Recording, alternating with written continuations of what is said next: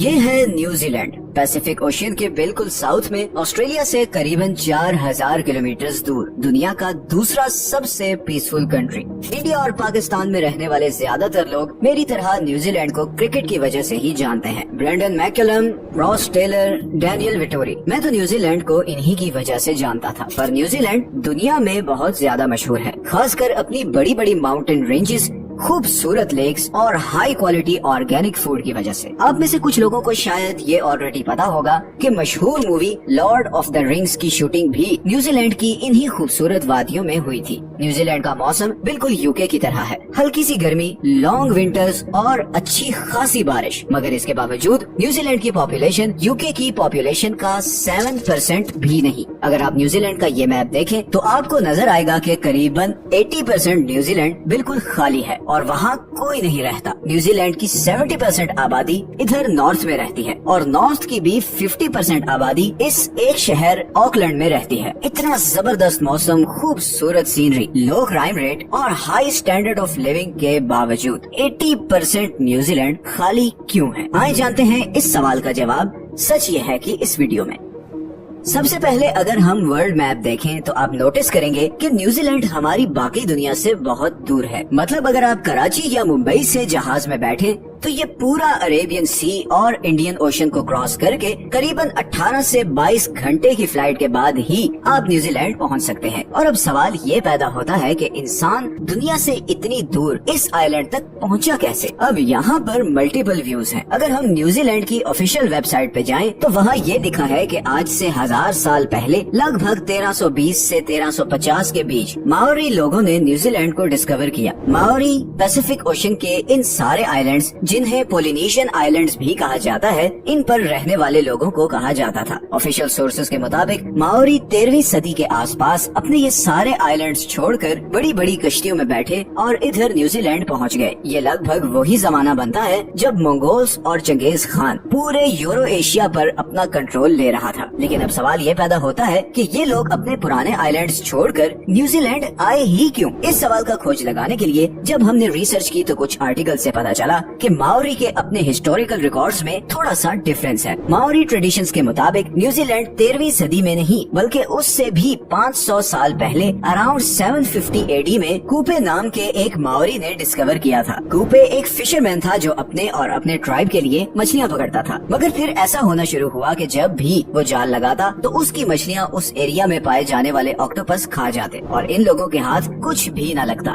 اب کیونکہ ان لوگوں کا مین فوڈ سورس تھا ہی مچھلی، تو کافی پرابلم کریٹ ہونا شروع ہو گئی اور اس کا حل یہ نکالا گیا کہ کوپے اور اس کے کچھ ساتھی سمندر میں جا کر کسی اور آئی لینڈ کی کھوج لگانے کی کوشش کریں گے جہاں پر کھانے پینے کی اچھی خاصی سپلائی ہو۔ اسی کھوج میں کوپے اپنے ساتھ 20 سے 25 آدمی لے کر پیسیفک اوشن میں اتر گیا۔ کچھ دن کے سفر کے بعد ہی انہیں بڑے بڑے پہاڑوں والا ایک آئی لینڈ نظر آیا۔ یہ نیوزی لینڈ تھا، سی فوڈ، بھیڑ بکریوں اور پھلوں سے مالا مال آئی لینڈ جس پہ اور کوئی دوسرا انسان نہیں تھا۔ یہ کوپے اور اس کے ٹرائب کے لیے پرفیکٹ جگہ تھی۔ کوپے نے اپنے چند ساتھیوں کو واپس پولینیشین آئی لینڈز بھیجا تاکہ وہ باقیوں کو اس آئی لینڈ کی خبر دیں اور اس طرح نیوزی لینڈ پر ماوری لوگ آباد ہونا شروع ہوئے۔ 17ویں صدی تک ماوری لوگ سکون سے نیوزی لینڈ میں رہتے رہے اور دنیا سے دور ہونے کی وجہ سے نہ ان کی کسی سے کوئی دشمنی تھی اور نہ ہی کسی سے کوئی خطرہ، مگر یہ سب بہت جلد بدلنے والا تھا۔ یہ وہ وقت تھا جب ویسٹرن نیشنز اپنی طاقت کو بڑھانے کے لیے پوری دنیا میں پھیل رہی تھی۔ ایکسپلوررز کو بھیجا جا رہا تھا کہ وہ آئی لینڈز، کنٹریز اور کانٹیننٹس ڈسکور کریں جن پہ قبضہ کر کے یورپین کنٹریز اپنی پاور بڑھا سکیں۔ اسی سلسلے میں ایک Dutch explorer Abel Tasman Pacific Ocean کے ساؤتھ میں کسی کانٹیننٹ کی کھوج میں نکلا، بیکاز اس وقت یورپینز کا خیال تھا کہ اس حصے میں کوئی کانٹیننٹ ضرور ہوگا اور اگر ایسا ہوا تو وہ یورپین کنٹریز کے لیے بہت سی اپرچونٹیز کے دروازے کھول دے گا۔ 1642 میں ٹاسمین نے نیوزی لینڈ کو ڈسکور کیا، مگر اس نے جب وہاں اترنے کی کوشش کی تو اس کی ماوری لوگوں کے ساتھ زبردست خونی لڑائی ہوئی اور مجبوراً اسے بھاگنا پڑا۔ پھر 1769 میں ایک برٹش آفیسر جیمز کوک اسی کانٹیننٹ کو ڈھونڈتا ہوا نیوزی لینڈ آ پہنچا۔ ایک دفعہ پھر جیمز کے فوجیوں اور ماوری لوگوں میں زبردست لڑائی ہوئی اور اس میں کئی ماوری چیف بھی مارے گئے۔ جیمز کو واپس جانا پڑا، مگر اس بار اس نے نیوزی لینڈ اور اس سارے سفر کا ڈیٹیلڈ میپ بنا لیا اور اسی میپ کے تھرو پھر फिर 18वीं सदी में यूरोपियंस इस आइलैंड तक पहुंचना शुरू हुए और इस बार उन्होंने माओरी लोगों के साथ बड़े स्मार्ट तरीके से डील किया। उन्हें ट्रेड और प्रॉफिट का लालच देकर ब्रिटिशर्स ने उधर अपनी नेवल पोर्ट्स बनाना शुरू की और फिर 100 साल बाद ही ब्रिटिशर्स ने न्यूजीलैंड का कंप्लीट कंट्रोल ले लिया। ब्रिटिशर्स और माओरी लोगों के दरमियान 1840 में एक ट्रीटी साइन हुई जिसे द ट्रीटी ऑफ वाइतांगी कहा जाता है और इस ट्रीटी के बाद न्यूजीलैंड ऑफिशियली यूरोप और ब्रिटिश एम्पायर का हिस्सा बन गया। उस वक्त माओरी लोगों की पॉपुलेशन करीबन 2 लाख थी, लेकिन अगले 100 सालों में ये पॉपुलेशन बढ़ने के बजाय 2 लाख से कम होकर 40,000 तक पहुंच गई और उसकी 2 मेन रीजंस थी। असल में जब यूरोपियन लोग इधर आए तो उनके साथ वो बीमारियां भी इधर आई जो उस वक्त यूरोप में आम थी। प्रॉब्लम ये थी कि माओरी लोगों में इन डिजीजेस की इम्यूनिटी डेवलप नहीं हुई थी और इसीलिए यूरोपियन इमिग्रेशन के बाद लोकल माओरी लोग बीमार होकर मरना शुरू हो गए। दूसरा, 19वीं सदी में न्यूजीलैंड एक बहुत ही वायलेंट जगह बन चुका था। ट्रीटी ऑफ वाइतांगी के सिर्फ 5 साल बाद ही ब्रिटिशर्स और लोकल माओरी के दरमियान लैंड ओनरशिप को लेकर एक सीरीज ऑफ वॉर शुरू हो गई जो अगले 40 साल तक चलती रही। इन वॉर्स में बहुत ज्यादा लोकल माओरीज मारे गए और फाइनली ये सारा सिलसिला 1881 में जाकर रुका जब माओरी के सारे बड़े चीफ्स मारे जा चुके थे और माओरी मूवमेंट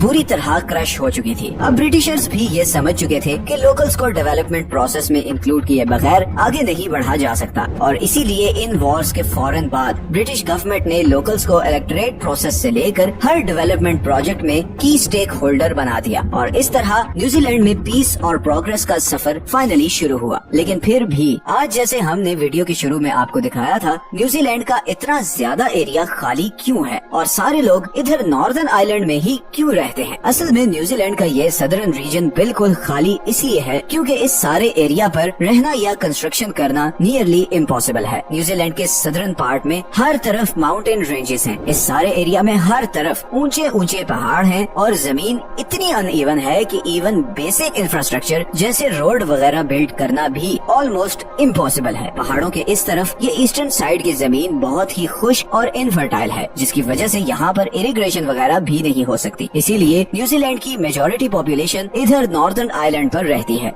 पॉपुलेशन शॉर्टेज के इस मसले को हल करने के लिए न्यूजीलैंड गवर्नमेंट ने वर्ल्ड वॉर 2 के बाद इमिग्रेशन पॉलिसीज रिलैक्स की। वर्ल्ड वॉर 2 से पहले न्यूजीलैंड में नॉन व्हाइट लोगों की एंट्री मना थी और इसी वजह से न्यूजीलैंड की पॉपुलेशन 1950s तक स्टैग्नेंट रही और उसके बाद जब ये रिस्ट्रिक्शन खत्म हुई तो एशिया स्पेशली चाइना, फिलीपींस और इंडिया से लोग इधर आकर आबाद होना शुरू हुए एंड न्यूजीलैंड की पॉपुलेशन में फाइनली मच नीडेड बूम आना शुरू हुआ।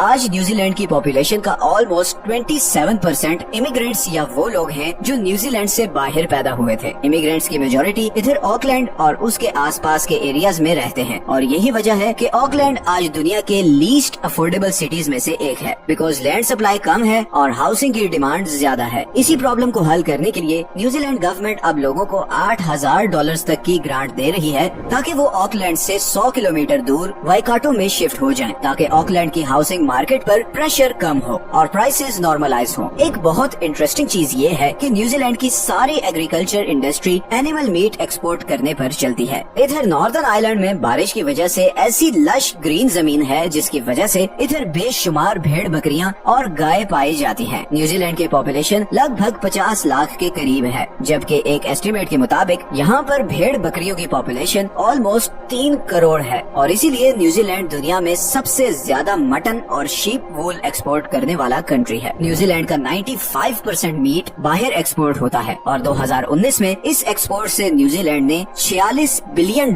का रेवेन्यू कमाया। न्यूजीलैंड दुनिया की 50वीं बड़ी इकोनॉमी है और इस इकोनॉमी का main source of revenue agricultural export है। $46 बिलियन सिर्फ गोश्त की एक्सपोर्ट से कमाना एक अनबिलीवेबल चीज है और ये इंडिया, पाकिस्तान और बांग्लादेश के लिए एक मोटिवेशन होनी चाहिए क्योंकि ये तीनों प्राइमरीली एग्रीकल्चरल कंट्रीज हैं।